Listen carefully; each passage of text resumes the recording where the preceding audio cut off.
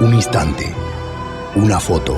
Hemos venido aquí hoy a muchas cosas. Una época de cambios que devienen un cambio de época. A muchas cosas, a caminar, a marchar, a saltar, a cantar. Una frase, un sentimiento colectivo y las ganas de hablar de nosotros en nuestro idioma. Pero entre tantas cosas de las que hoy hemos venido a hacer aquí a Mar del Plata hoy, nuestros problemas, nuestras soluciones, nuestra América adulta y soberana. Y cada uno de nosotros trajo una pala. Un fantasma recorre Europa y el mundo entero. Una pala de enterrador. Un continente que expone a la faz del mundo entero sus conceptos, sus fines, sus aspiraciones. Y una frase que lo resume todo. Porque aquí en Mar del Plata, gritada en el lugar indicado, está la tumba del Alca. En el momento exacto. Vamos a decirlo. Alca, Alca, al carajo. A partir de este momento, Alca, Alca, al carajo. Las fronteras se abren y la patria se agranda. Esto es Al Carajo. Noticias, política y cultura de América. Esto es Al Carajo.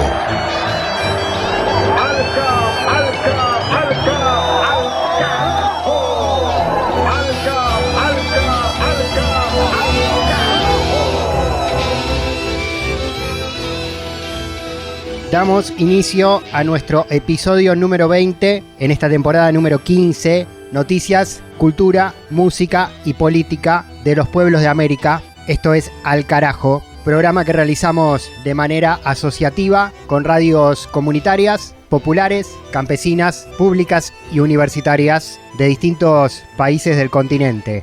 Semanalmente, Al Carajo suena en cerca de medio centenar de emisoras de Argentina, de Bolivia, de Chile, de Uruguay y también desde nuestro canal de YouTube que pueden encontrar en la plataforma de internet con el nombre de nuestro ciclo, Al Carajo Radio. Suscríbanse para tener los avisos de los contenidos que vamos compartiendo. Para este capítulo tenemos como siempre una recorrida por el continente con la información en voz propia desde los territorios. Tenemos columna de historia con Juan Francisco Martínez Pería, docente de la Universidad Nacional de las Madres de Plaza de Mayo de la Argentina. Tenemos cine latinoamericano con Palis Carreira Griot. Y tenemos lecturas, libros, literatura de la mano y en la voz de Mavi Sosa. Entre las radios que nos ponen en el aire semanalmente, quiero mencionar especialmente a una muy querida, que es la radio de la Universidad Nacional General Sarmiento, FM La Uni 91.7, que transmite desde Los Polvorines, provincia de Buenos Aires, radio donde llegamos con el programa a su grilla en el año 2015 y donde sonamos durante muchos años. Y en este 2024, después de un paréntesis, la Uni nos volvió a sumar a su grilla de programación, así que estamos muy contentos de volver a compartir el aire universitario de esta, que es una de nuestras casas radiales en los distintos puntos del continente. En este inicio, saludos también a todas las audiencias y a todos los equipos de cada una de las emisoras que nos llevan al aire semana tras semana en esta temporada y a lo largo de los 15 años de historia de este programa.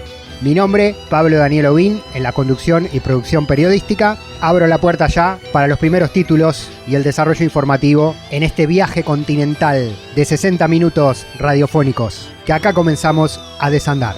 Del Atlántico a los Andes, del cerro a la cordillera. Al Carajo. Las noticias de América. Primera parada, Ecuador, donde se convocan nuevas protestas contra el aumento de los combustibles dispuestos por el gobierno de Daniel Noboa. Las organizaciones denuncian que esto repercute en todos los precios de la economía y golpean especialmente a la clase trabajadora y a las clases populares. Informe desde Quito de Paulina Balseca, integrante de la red CORAPE, la coordinadora de medios comunitarios, populares y educativos del Ecuador.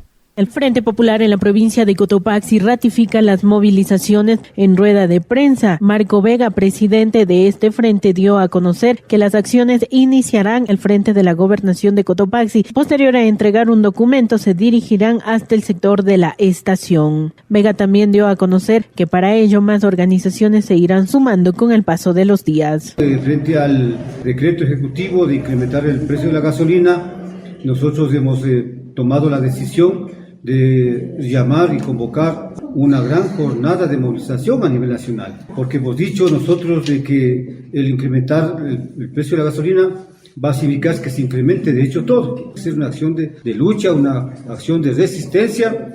Aquí tenemos la presencia del Frente de Obreros, el Frente del Magisterio, la Federación de Campesinos Indígenas. Tenemos la presencia también en la integración de la comunidad universitaria con los estudiantes de la PEUE, está la FESE, están los profesores universitarios. Muchas de ellas ya empiezan incluso a tener algunas acciones. Wilcamayua, representante de los trabajadores en la provincia, dio a conocer que las políticas públicas de este gobierno ha afectado de sobremanera y la situación económica empeorará una vez que los estudiantes regresen a las aulas. El empleo en este instante se ha ido perdiendo. Bien lo decía un compañero, los jóvenes están emigrando por no tener estas condiciones de tener un salario digno, un empleo digno, lo que significa hoy la canasta básica familiar está sobre los $800 y el salario básico unificado está sobre los 450. Entonces, el poder adquisitivo y ahora con lo que elimina el subsidio a los combustibles significa una mayor pobreza. En este caso para todo el pueblo en general. Por su parte, Romeo Carvajal, jefe político de la Tecunga, dio a conocer que se brindará la seguridad durante los procesos de plantones y manifestaciones que realice en la comunidad. Y también hemos tomado las medidas necesarias justamente para dar esa garantía a la colectividad de que no vaya a pasar a mayores cosas. Por más de 2 horas, la Federación de Estudiantes Universitarios del Ecuador, filial al Frente Popular, mantuvieron cerrada la E35 a la altura de Salache. Esto es el inicio de la medida, señalaron las organizaciones. Reportó Paulina Balseca. Al carajo. Una crónica de la región. Siguiente escala, Paraguay, donde organizaciones sociales y ambientales están denunciando los efectos de la deforestación, producto de concesiones y entregas de territorios a corporaciones y compañías transnacionales y nacionales por parte de la gestión del Partido Colorado en el poder. El comunicador comunitario Luis Fernando Ibáñez informa para todo el continente. Saludos desde Asunción, Paraguay. Los grupos están realizando una campaña de denuncia sobre la intensa actividad de deforestación en Faro Moro y alrededores, ubicado en el distrito de Filadelfia, departamento de Boquerón, Chaco. Zona ubicada aproximadamente a 700 kilómetros de Asunción capital, poniendo en peligro la vida y la integridad de los grupos en aislamiento voluntario que habitan en esta zona. Sobre este tema, hemos conversado con Isaías Pozoraja, ayoreo, quien brindó la siguiente información. La casa de los silvícolas son el bosque grande. La gente se encontró las chozas y las chozas había 7 fuegos, 7 cenizas. Y cuando la topadora entra, echa todo, la choza. Puede ser que mata a alguna persona ya. El monte es la mamá de los silvícolas y su casa y su mercado. El ayoreo Igome Dosapey de la comunidad Campo Loro, presidente de la Unión Nacional de Ayoreos del Paraguay, señala que está ocurriendo un genocidio en este lugar. Hasta ahora la gente dice ya está más o menos, ya hay poco, porque la gente no puede contar a nosotros que la gente mata y así pensamos también si una persona mató a persona que no sabía nada, no puede avisar a la gente para hacer denuncia con eso. Cabe enfatizar que este caso reviste proporciones internacionales, ya que la empresa propietaria Faro Moro Limited tiene domicilio legal en el Reino Unido y representación legal de un ciudadano danés. Antes de concluir, queremos compartir con ustedes, como un eco de este pueblo, el idioma que tienen así en forma breve. que vetan año que cojon huevo muche ñoconione o me gesiminone etiga vetan año yo que ani buena jameño. Es toda la noticia, les informó Luis Fernando Ibáñez desde Asunción, Paraguay. Al carajo. Una mirada al sur desde el sur. Y por último, para esta primera recorrida, en esta emisión, aterrizamos en México, en el estado de Puebla, donde las mujeres se reúnen y se manifiestan en defensa del territorio. El reporte a través de Radio Chinaca, emisora local, en la voz de la comunicadora social Maribel Vázquez.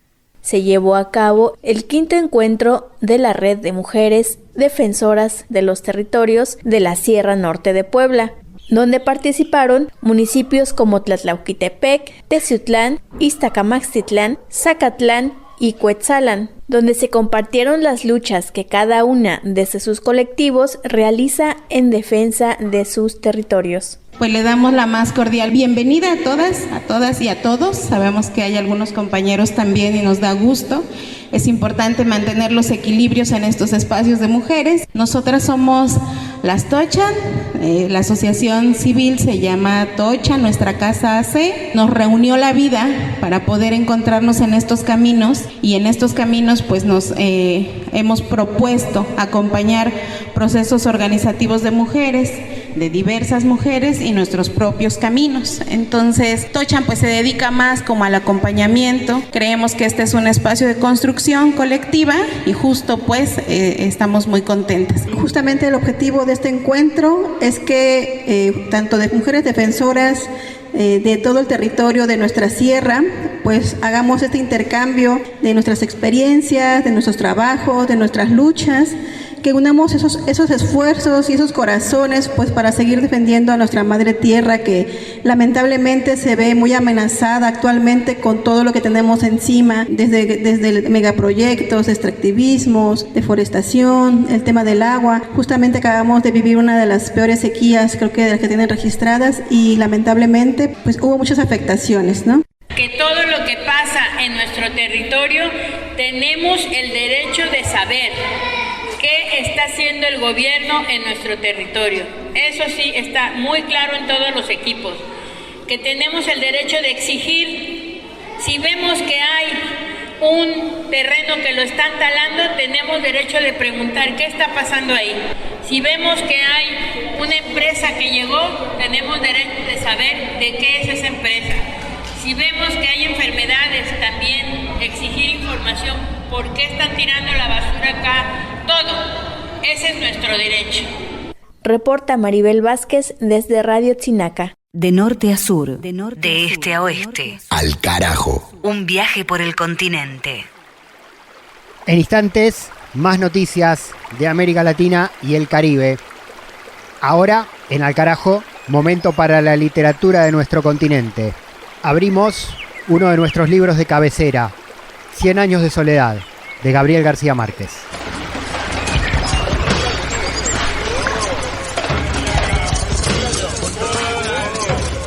No lograron que comieran varios días. Nadie entendía cómo no se había muerto de hambre. Hasta que los indígenas, que se daban cuenta de todo porque recorrían la casa sin cesar con sus pies sigilosos, descubrieron que a Rebeca solo le gustaba comer la tierra húmeda del patio y las tortas de cal que arrancaba de las paredes con las uñas.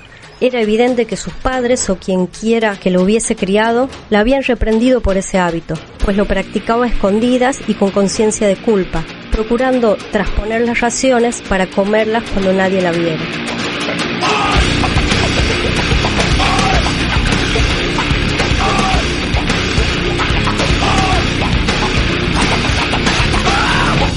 Desde entonces la sometieron a una vigilancia implacable. Echaban hiel de vaca en el patio y untaban ají picante en las paredes, creyendo derrotar con esos métodos su vicio pernicioso. Pero ella dio tales muestras de astucia e ingenio para procurarse la tierra que Úrsula se vio forzada a emplear recursos mucho más drásticos. Al carajo.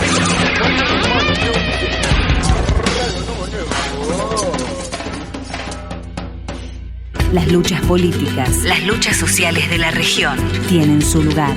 Al carajo.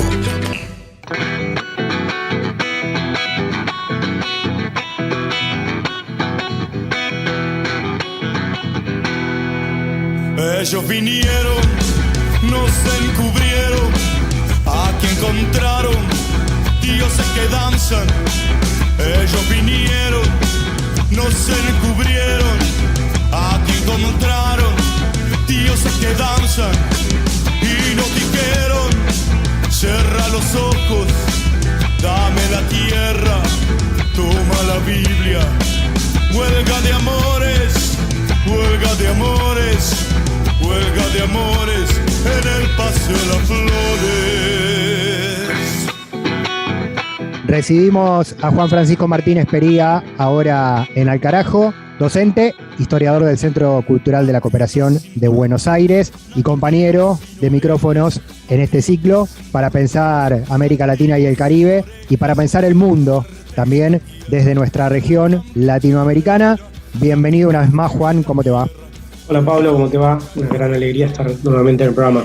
Hoy vamos a ahondar sobre el concepto del progreso desde la mirada de distintos pensadores y autores latinoamericanos, siempre en cuestión, ¿no?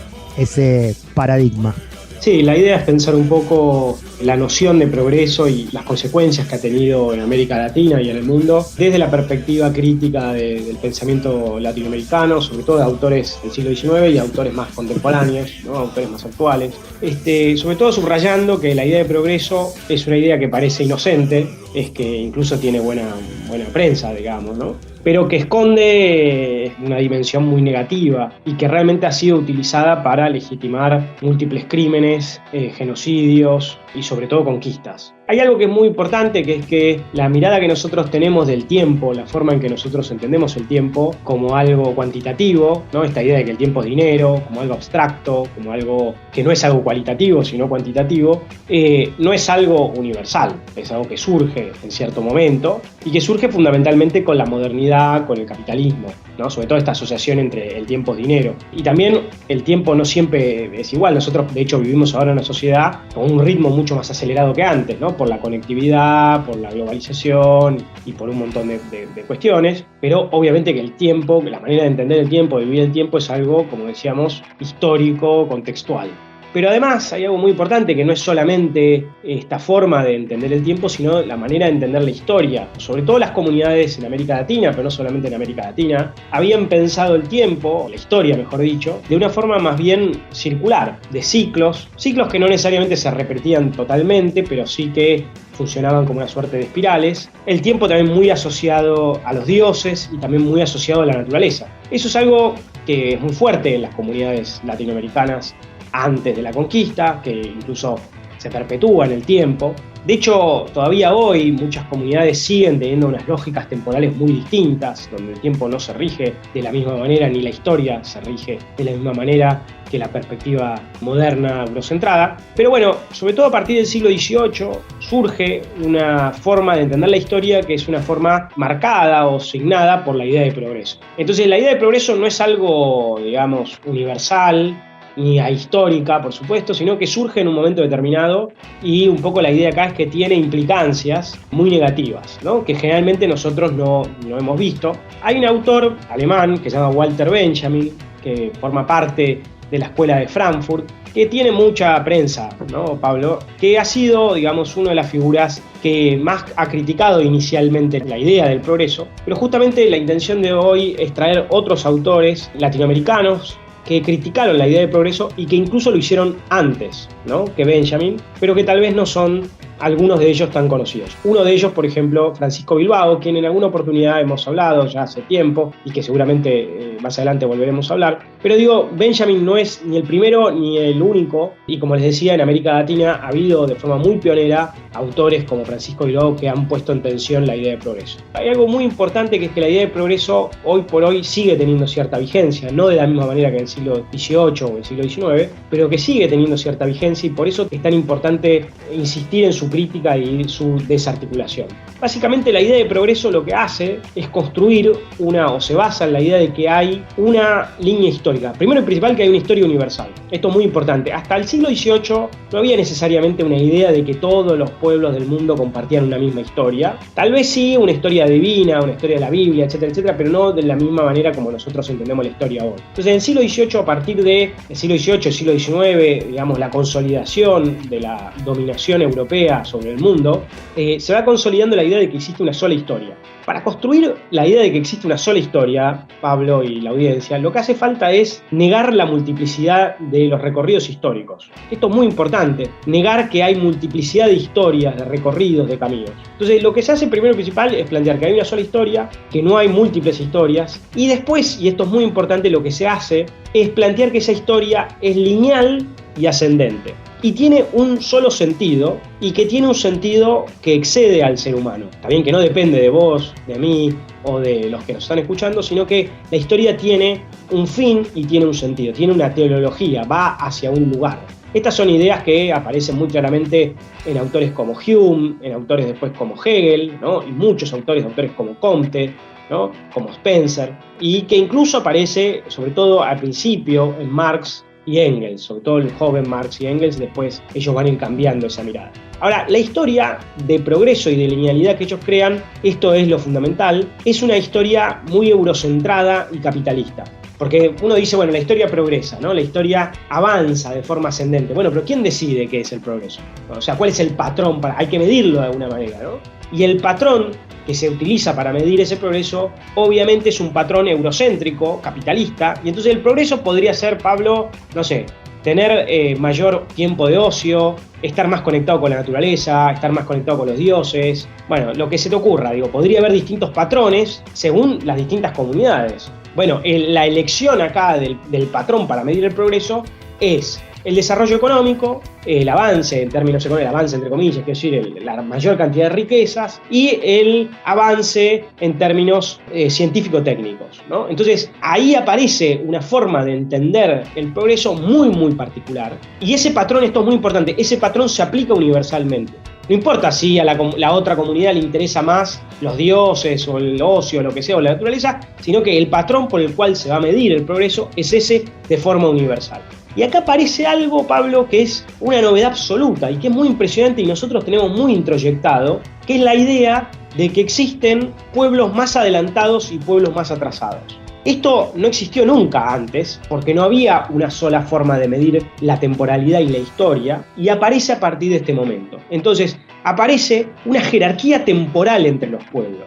O sea, antes los dominadores, cuando España vino a América y dominó a los pueblos americanos, la forma de dominar América era diciéndole, ustedes son infieles, les falta el cristianismo, son irracionales, pero no les decían, ustedes son atrasados, porque no existía esa manera de pensar la historia. Entonces, en el siglo XVIII aparece una cosa muy loca, muy increíble, que nosotros tenemos bastante interiorizado, que es la idea de que hay pueblos primitivos, de que hay pueblos atrasados, de que hay pueblos que están más avanzados, ¿no? Y pueblos que marcan el camino del progreso. Obviamente, en esa historia que se construye, Europa es el patrón para medir la historia y la locomotora de la historia. E incluso aparece, por ejemplo, autores como Hegel, o incluso autores como Marx también, que Marx, sobre todo en una etapa, no, Marx es complicado, tiene distintas etapas, pero Hegel, por ejemplo, plantea que África está totalmente fuera de la historia. En África no hay historia, está fuera de la historia, ¿no? Hay pueblos que han quedado, por ejemplo, para Hegel, la historia empezaba en Oriente, pero Oriente después quedaba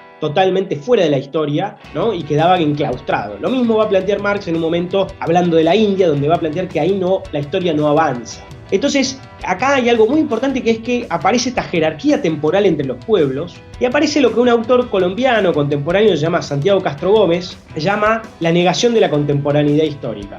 O sea, estamos todos en el mismo planeta, pero hay pueblos que están en una temporalidad y pueblos que están en otra. Es una locura. Pensar las cosas así es una locura total, digamos. Y ahí obviamente se va a legitimar, esto es muy importante, el progreso va a permitir, la idea de progreso va a legitimar el colonialismo, va a legitimar la dominación de todo tipo, planteando la idea de que se conoce hacia dónde va la historia. Entonces, claro, nosotros estamos asesinando gente, estamos conquistando pueblos, pero sabemos que esto es en favor de un futuro mejor. Sabemos que esto en realidad ahora puede parecer algo negativo, pero esto lo que va a traer es un futuro venturoso. Entonces hay que tener mucho cuidado. El progreso, la idea del progreso fue muy negativa históricamente por muchos motivos, no solo porque genera esta jerarquía, sino sobre todo porque legitima cualquier barbaridad. Por ejemplo, en América Latina se ha hecho, digamos, horrores en nombre del progreso, la conquista de los pueblos originarios, etcétera, etcétera. Pero hasta hace poco, por ejemplo, había un artículo en el diario La Nación, que es uno de los diarios más conservadores de Argentina, donde se seguía legitimando la conquista de los pueblos originarios de la Patagonia, diciendo que era la única manera que el progreso podía llegar ahí.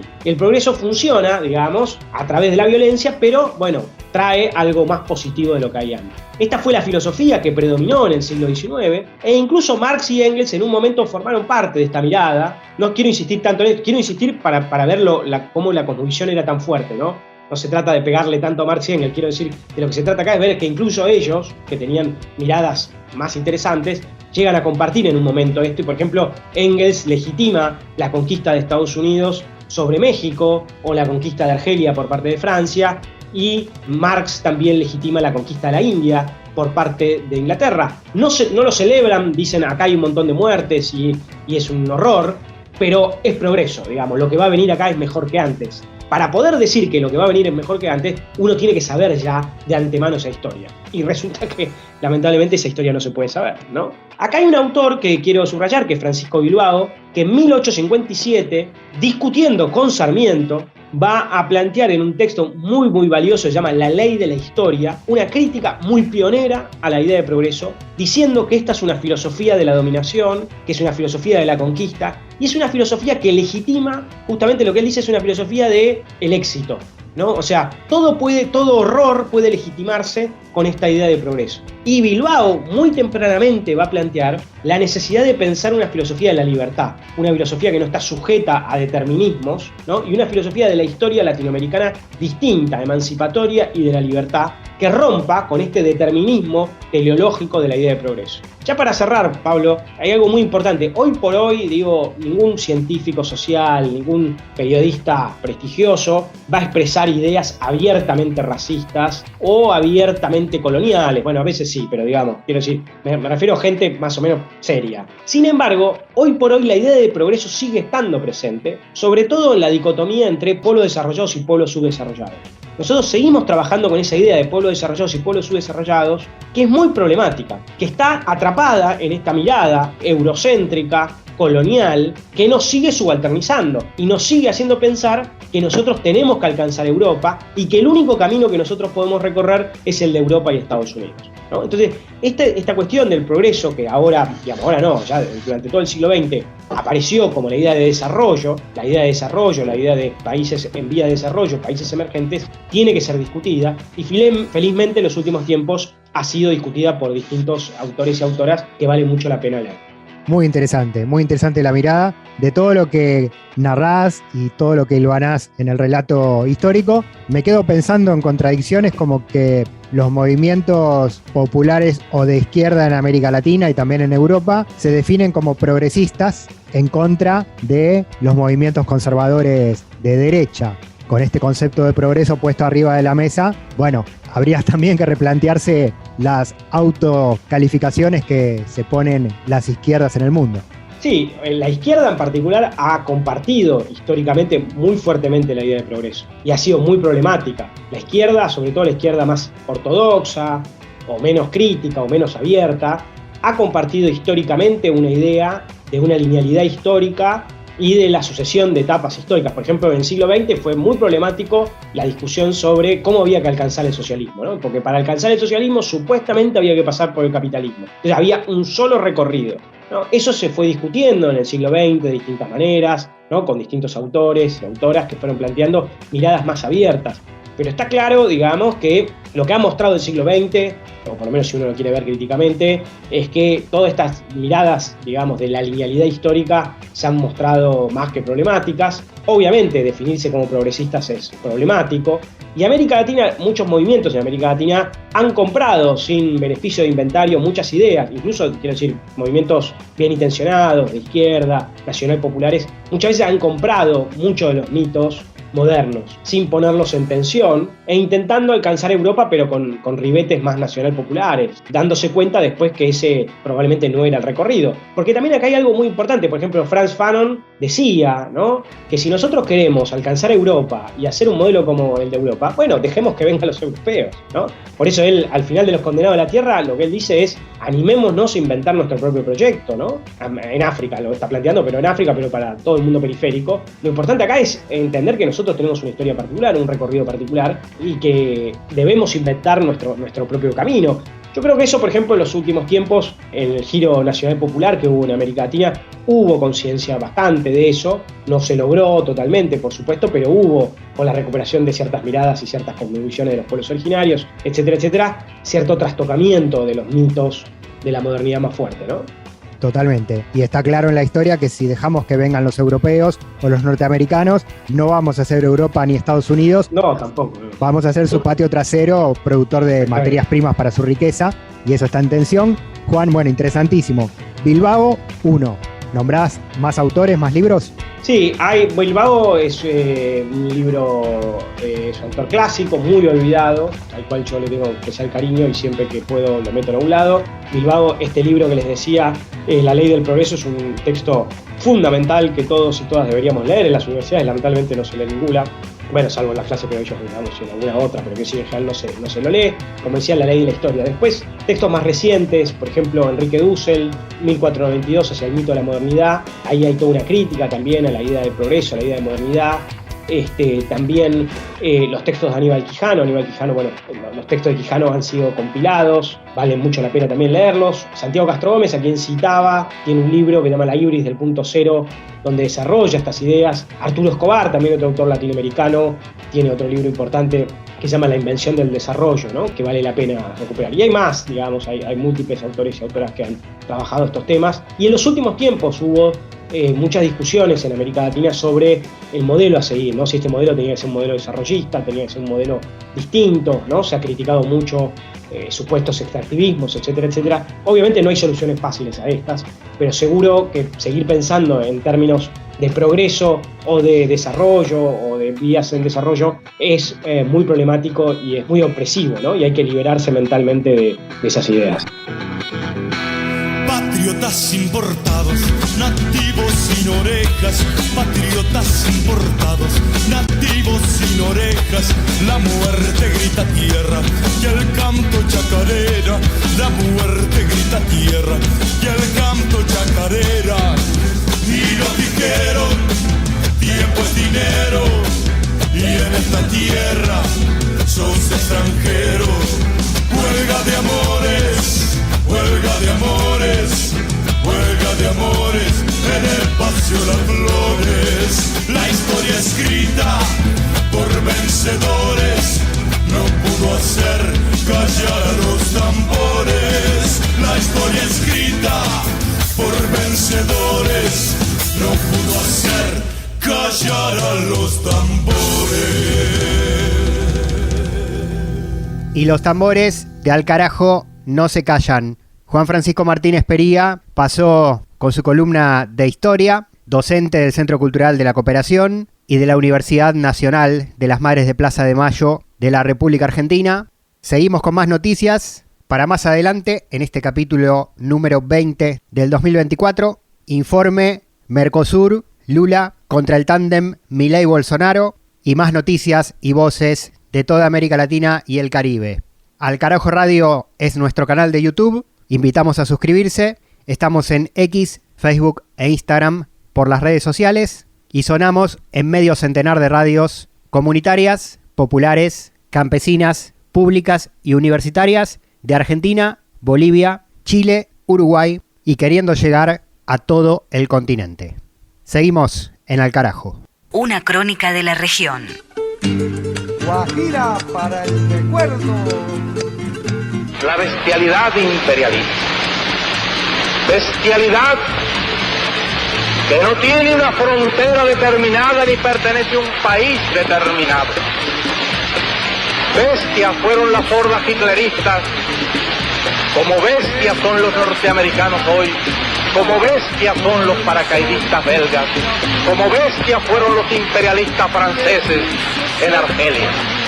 Porque es la naturaleza del imperialismo la que bestializa a los hombres, la que la convierte en fieras sedientas de sangre que están dispuestas a degollar, a asesinar, a destruir hasta la última imagen de un revolucionario, de un partidario de un régimen que haya caído bajo su bota o que luche por su libertad.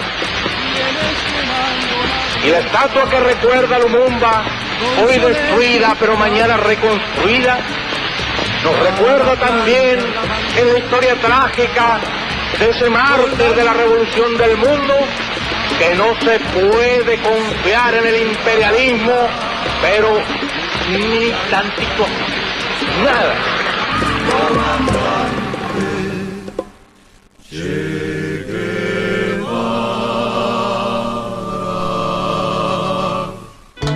Al carajo. Al carajo. Identidad, música y cultura de América Rebelde. Seguimos viajando por la patria grande. Ahora la saludo a Palis Carreira Griot para el cine latinoamericano. Hola, compañera. Hola Pablo, hola a todas las audiencias de Al Carajo. Hoy nos vamos para Perú con la película Uña y Pacha.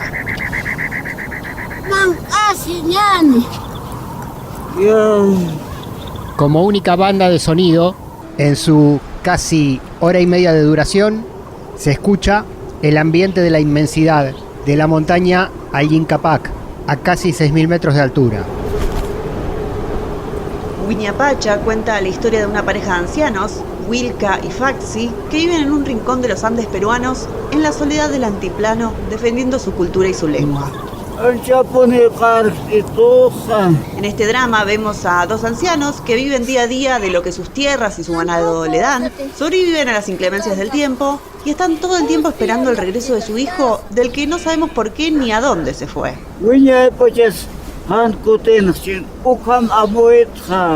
Uno estima que este hijo se fue a buscar un futuro mejor, quizás a buscar un progreso, pero quedaron sus dos padres ya octogenarios en este momento y los vemos todo el tiempo a ellos conviviendo con su cultura, conviviendo con sus creencias, conviviendo con el paso del tiempo y también conviviendo con la soledad. Según cuenta su director, Oscar Catacora, quien falleció en 2021 mientras grababa otra película en la región altiplánica de Puno, que la película tiene un poco de contenido autobiográfico, ya que cuando él era niño, su padre lo mandó a vivir con sus abuelos también, y ahí pudo notar la nostalgia que tenían estos abuelos por ver a su hijo, o sea, el padre de Oscar.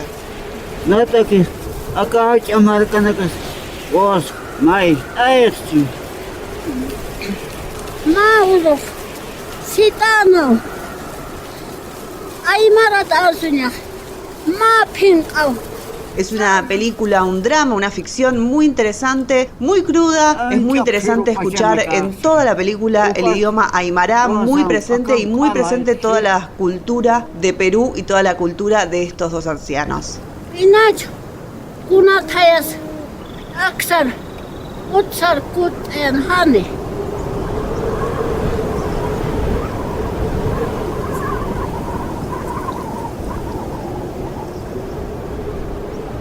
Uña y Pacha, que significa eternidad en aymara, es un drama, lo pueden encontrar en las plataformas para verlo cuando quieran. Palis Carreira Griot y el cine de América Latina en Al Carajo, en esta ocasión desde Perú. Seguimos ahora con más noticias del continente. Ni tratados de libre expoliación, ni tratados como incapaces. Al carajo. Eu acho que quem perde é quem não vem. É uma bobagem imensa um presidente de um país importante como a Argentina não participar do reunião com o Mercosul. É triste para a Argentina. Agora, uma coisa é verdade. Nós, do Mercosul, estamos trabalhando o fortalecimento do Mercosul com a Argentina, porque nós acreditamos, sabe, na importância da Argentina. A Argentina é um país extremamente importante para o sucesso do Mercosul E aí, se o presidente participa ou não interessa. O que interessa é o seguinte, é que o povo argentino precisa do Mercosul y el Mercosul precisa del pueblo argentino. Es eso que interesa. Repercusiones de la cumbre del Mercosur realizada en Brasil, con la ausencia de Argentina en la mesa y con el presidente Milei evitando encontrarse con Lula, a quien escuchamos definiendo como una bobada la actitud del mandatario argentino, que en vez de sentarse a la mesa regional, eligió reunirse con Bolsonaro en una cumbre de ultraderecha. Vamos a compartir análisis e información a través de una entrevista desde Brasil con el periodista Murilo Matías del portal Voces Latinas. Charlamos con él en línea directa con Porto Alegre sobre estos temas. Pablo, un gusto hablar con ustedes y listo acá para las preguntas que tienen. Un abrazo a toda la audiencia. Te pregunto primero cómo está tu región, cómo está Porto Alegre. Nos preocupó mucho y vimos, la tragedia de las inundaciones. ¿Cómo está todo hoy? Mira, hay un proceso aún lento de retomada. La vida está volviendo a un ritmo un tanto más normal. Pasamos acá por período muy, muy difícil. Yo mismo tengo una habitación donde adentró la agua hace como 2 meses y hay una serie de medidas tomadas sobre todo por el gobierno federal, por el presidente Lula, que ayuda a la gente, pero por ejemplo tenemos aún muchos problemas en términos estructurales y hablo por ejemplo del tren de la ciudad de Porto Alegre que aún sigue sin estar funcionando y lo mismo pasa con el aeropuerto. Eso todo también trae obviamente un impacto económico muy fuerte para la ciudad, pero en cierta medida ya se tiene una retomada y se espera que en más 1 o 2 meses estas situaciones se puedan resolver. Ahora, hay una crisis muy grave de habitación y eso suscita una serie de discusión acerca del modelo vigente acá, no solo en Porto Alegre, pero en todo Brasil, donde hay una serie de inmuebles que están vacíos, que podrían ser ocupados, y hay una serie de familias sin habitación. Entonces, esa es una ecuación de que el poder público tendrá que tratar en estos tiempos porque hay mucha gente necesitada por las inundaciones aún. Bueno, interesante lo que contás, Murilo. Hay un Estado presente en la asistencia, pero falta dar ese salto en el cual políticas públicas intervengan para que la gente pueda acceder a la vivienda. Por ejemplo, es clave esto que decís. Así es, hay una serie de financiamientos abiertos, pero aún insuficientes porque la demanda es tremenda diante de lo que se pasó acá. ¿Cómo está Brasil hoy con el gobierno de Lula en el marco general de la economía y de la política? Y ahora nos metemos, Murilo, en la cumbre del Mercosur, que es el objeto de la comunicación, pero contanos cómo está la política nacional en Brasil. Claro, Lula asumió hace un año y 5 meses.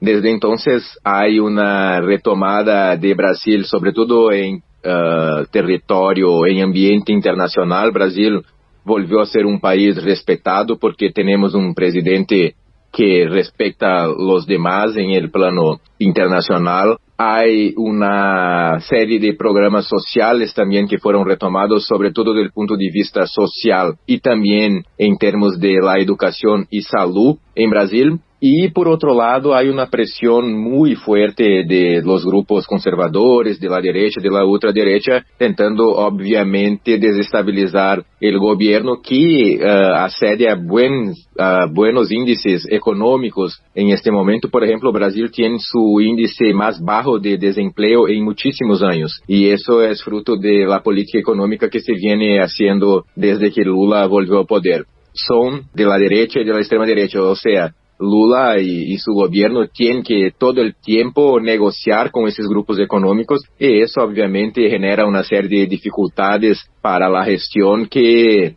busca se comprometer con la mejora del pueblo de Brasil diante de este que es tercero. Nosotros le llamamos acá Lula 3 por ser el tercero mandato del presidente Lula. Murilo Matías, periodista del portal Voces Latinas, desde Brasil, desde Porto Alegre. Murilo, vamos a lo regional. ¿Qué dejó la cumbre del Mercosur y cómo se leyó la ausencia de Milei en la mesa oficial y su reunión con Bolsonaro para ver el partido de la Copa América y todo eso que vimos? Mira, la repercusión acá en Brasil, Pablo, fue muy negativa porque se tiene una idea de que además de la falta de respeto del presidente Milei perante el presidente Lula, se cambió también en una falta de respeto a todo el pueblo brasileño. Hay una crisis diplomática en este sentido porque incluso el gobierno del presidente Lula fue, digamos así, avisado tardíamente de que Milei viría a Brasil, y nosotros todos sabemos que hay una serie de medidas de seguridad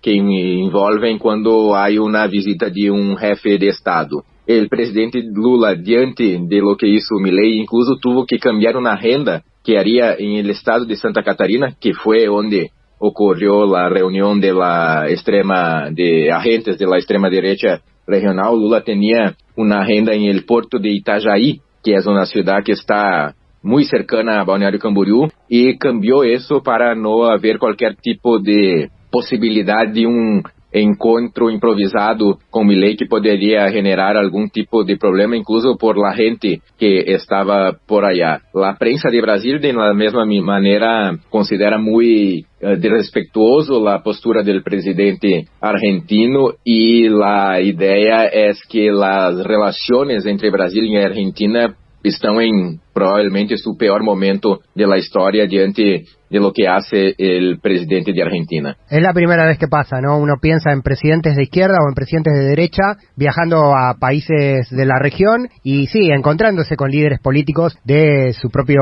sector en términos regionales, pero nunca dejando lo oficial y lo institucional de lado, ¿no? No se puede pensar desde Uribe en Colombia hasta Chávez en Venezuela históricamente, que se reunían y participaban de las mesas oficiales. Milei rompió eso, ¿no? Rompió esa cuestión diplomática y de unidad regional. ¿Se visualiza en Brasil este polo de derecha que quiere construir Milei a nivel regional y a nivel global, con ese eje Bolsonaro, con Milei, bueno, mirando a Trump en Estados Unidos? Sin duda hay una preocupación. Nosotros incluso, Pablo, acá tenemos elecciones municipales este año. Para usted tener una idea, Brasil tiene más de 5.000 ciudades donde habrá elección para las alcaldías, y esta articulación regional de la extrema derecha tiene como su protagonista acá en Brasil el diputado federal y hijo del Bolsonaro, Eduardo Bolsonaro. Por ejemplo, ha de se destacar la presencia acá en esta cumbre de la ultraderecha de el ministro de la Seguridad, por ejemplo, de El Salvador, que es un modelo para esta extrema derecha en relación a este tema de la seguridad por la política que implementa el presidente salvadoreño Nayib Bukele de mucha represión en su país. Ahora, yo quería subrayar a quién Milei se asocia cuando se acerca tanto de Bolsonaro. Bolsonaro, Pablo, está metido en una serie de procesos en Brasil, y ayer salió una investigación de la Policía Federal en el caso del robo de joyas de Bolsonaro. Eso estamos hablando de más de 7 millones de reales que teriam sido desviados através de esquema de venda de joias, e há uma série de outros processos que Bolsonaro enfrenta em relação ao golpe de Estado que não tuvo êxito acá em Brasília em início do ano passado. Ou seja, está falando está muito cerca de ex-presidente que, mais dia menos dia, pode incluso ser encarcerado acá em Brasil devido a esses processos, de maneira que essa extrema derecha está tentando se articular acá em Brasil. Por exemplo, eu mencionei a eleição municipal,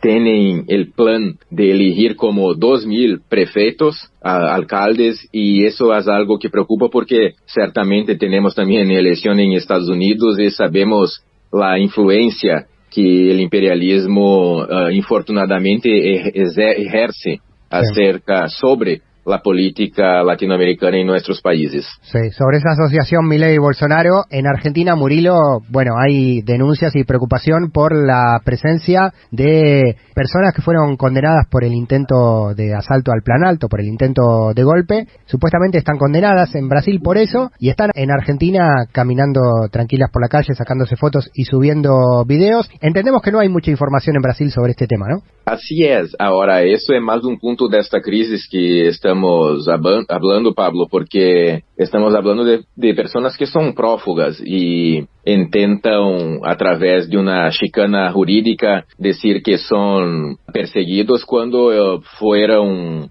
acá pasaron por todo un proceso legal que fue con investigación, juzgado, y salieron sin permisión de Brasil y buscaron Argentina no a toa, no por acaso, y sino porque sabían que probablemente encontrarían algún tipo de salvaguarda en un gobierno de extrema derecha. Milei, algunos días antes de estar en Brasil, volvió a atacar al presidente Lula diciendo que era un hombre corrupto y que no tenía la intención de se reunir con el presidente, y nosotros sabemos que eso también contamina las relaciones diplomáticas, y ahora hay más ese tema de los prófugos de Brasil que terá que ter algún tipo de evolución en los próximos meses, porque se tratan de personas que tienen que cumplir su pena acá en Brasil y no estar libremente en Argentina como por ahora están. Totalmente. Murilo Matías nos informa, nos cuenta desde Brasil, desde Porto Alegre. Muy gentil siempre cada encuentro que podemos tener a través de los kilómetros vía radiofónica para informar lo que pasa en tu país y en plano y en términos regionales y latinoamericanos también. Déjate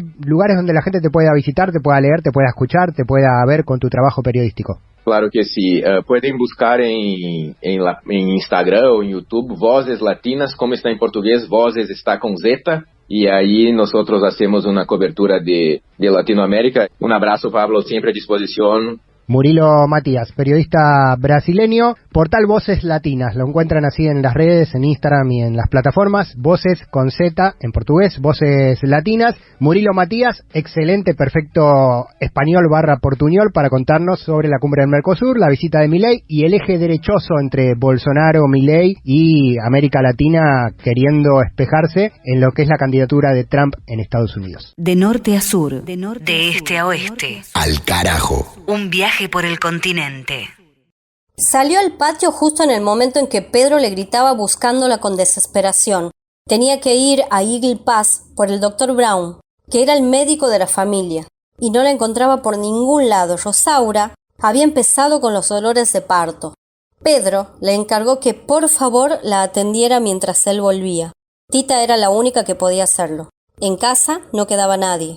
Mamá Elena y Chencha ya se habían ido al mercado con el propósito de abastecer la despensa, pues esperaban el nacimiento de un momento a otro, y no querían que faltara en casa ningún artículo que fuera indispensable en estos casos.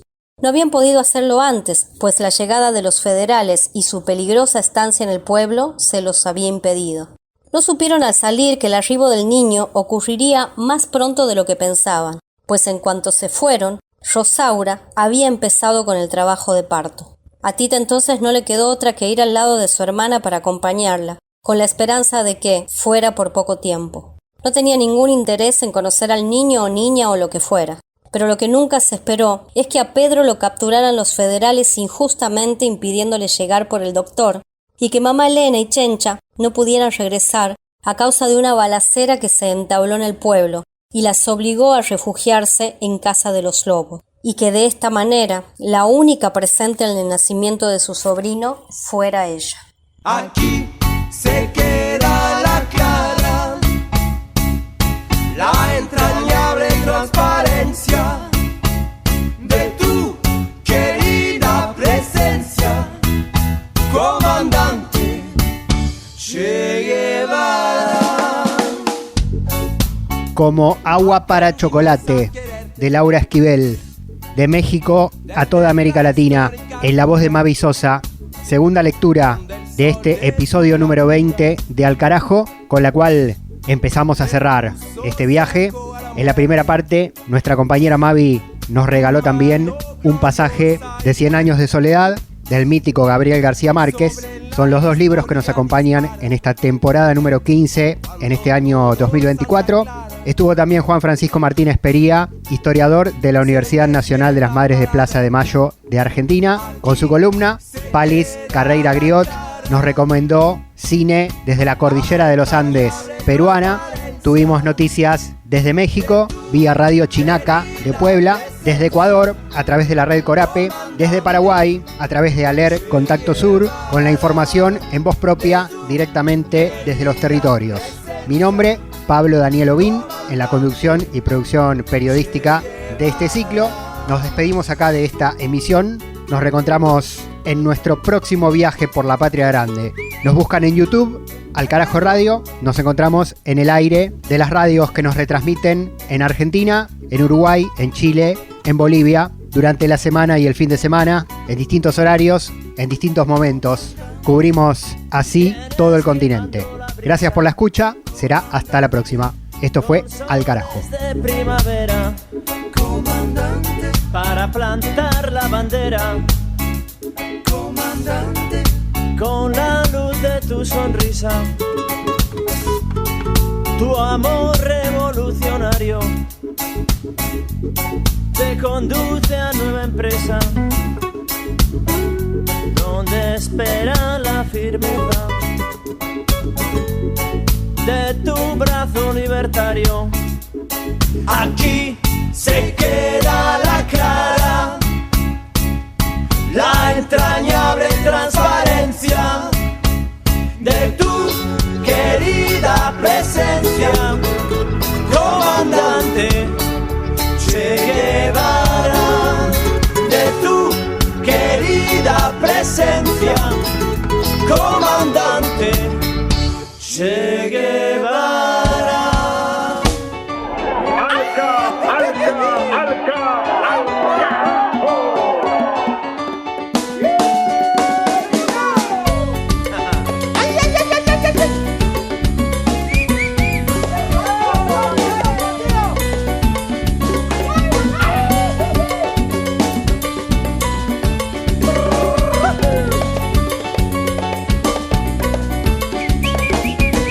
Aprendimos a quererte desde la historia altura, hasta siempre, comandante.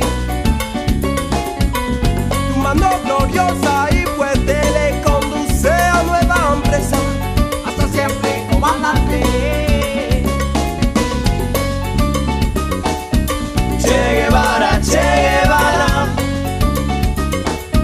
Che Guevara, Che Guevara.